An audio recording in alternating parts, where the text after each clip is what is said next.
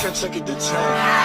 Baby bet, ayy, couple racks, ayy, couple panties on him, couple blacks, ayy, that's a bet, ayy, throw it back, ayy, and this honey's for the Alright, ito na nga. Welcome to my YouTube channel mga ka-RC. Advice ko lang sa iyo ka-RC kung hindi ka naman hasa sa pagkakalikot o pagbubutingting ng motor. So, wag mo i-skip to para matutunan mo o malaman mo kung ano yung mga dapat mong gawin. Unang-una sa lahat, kailangan mo munang i-check yung mga parts ng RC mo para malaman mo kung alin ba dito yung mga dapat palitan. So, sa issue na nangyari sa RC ko is nabunggo ito sa tricycle. Dahil napadaan ako sa luwak at di ko napansin na meron palang maliit na hukay. So nawalan ako ng balance kaya sumalpok ako sa tricycle. Actually, angkas ko yung girlfriend ko noon, sabay kami lumipad. Sa awa ng Panginoon, wala namang malubhang nangyari sa amin. So, bali nawasak yung buong headlights at buong head structure. Tripper clamp or T-post. Nabengkong siya kaya medyo mahal ang gastos ko dito. Nung sa akin. Pero hindi naman kaganon. Hindi naman inabot ng 10,000. Kung sa inyo siguro is aabotin lang ng 5,000. So madalas ito ang maapektuhan kung ikaw ay sumalpok o nabunggo ka. Mapapansin nyo naman agad kung disalign yung T-post nyo or yung ano nyo, triple clamp na tinatawag. Kung hindi naman ganun ang nangyari sa motor nyo, so mas mapalad ka dahil mas mura ang magagastos mo. Maniwala ka, hindi aabutin ng 5,000. Na-convert mo pa siya sa Duke handlebar.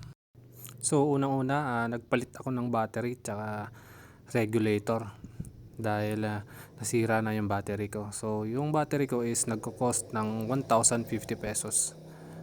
Para naman sa regulator is 750 pesos sa Lazada.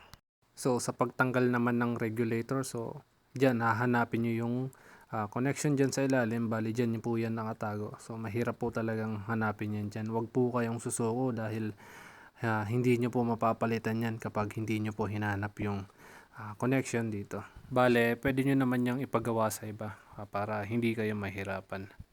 Tulad ng nangyari sa akin is hindi naman talaga ako ganun kagaling o kaalam dito sa RC na to, kaya medyo natagalan ako.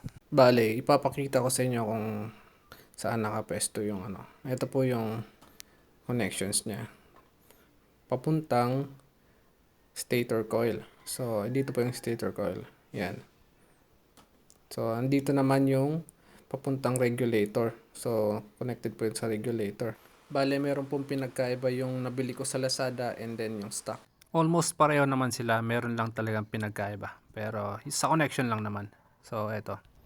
So guys, ito nga pala yung luma kong regulator.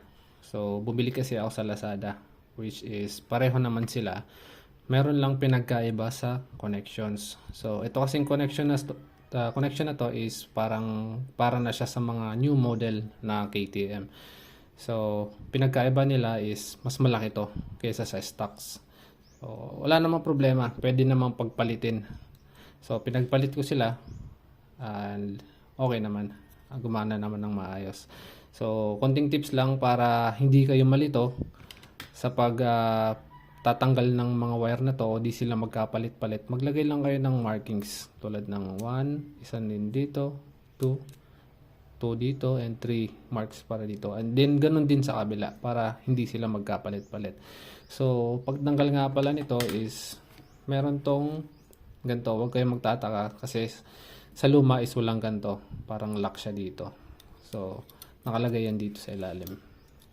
So, tatanggalin nyo lang. Hugot. And then, tutusukin nyo lang yung dito sa loob. Meron kasing nakaharang dyan para hindi basta-basta nahuhugot tong mga wire na to. So, tutusukin nyo siya dyan para matanggal.